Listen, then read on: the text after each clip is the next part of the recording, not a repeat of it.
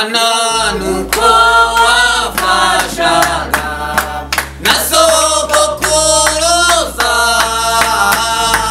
niko natwo zadufasha mu myaka iri imbere niko natwo zadufasha mu myaka iri imbere umuyaga w'ishuheri urawuturenda uzatubera ubuturo budashira iteka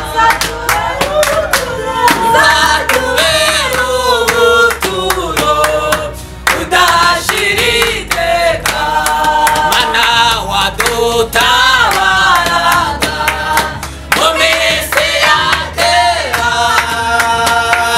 na none uzaturengere tugeze na none uzaturengere Yesu baba sonenengere tugeze mana wadutabaraga mana wadutabaraga mu minsi ya kera na none uzaturengere tugeze mana wadutabaraga mana wadutabaraga mu minsi ya kera na none uzaturengere tugeze kugupfa imisozi itararemwa imisozi itararemwa isi itarabonga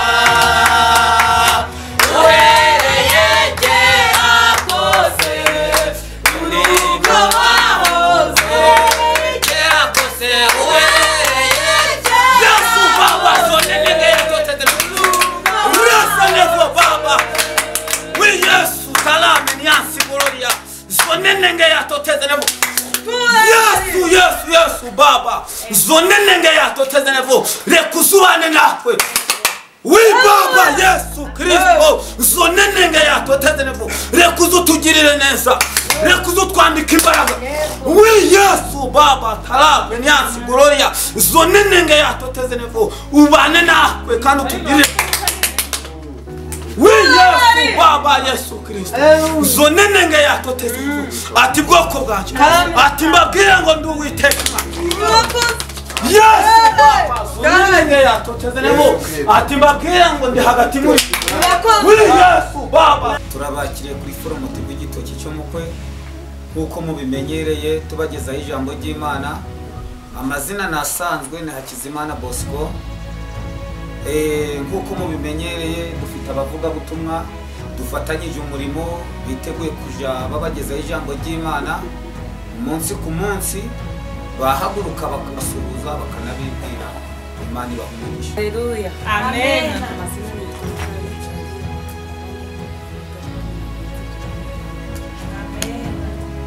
Haleluya. Amen. Nanjye nitwa Mukameza pesa. Amen. Haleluya. Amen. Amen. Amen. Ubwo ijambo ry'Imana tugiye kumva tugiye gusenga Imana nitumara gusenga Imana twumve n'ijambo ry'Imana ibirenze by'Imana duhana umugisha ko turishishe gusenga Imana.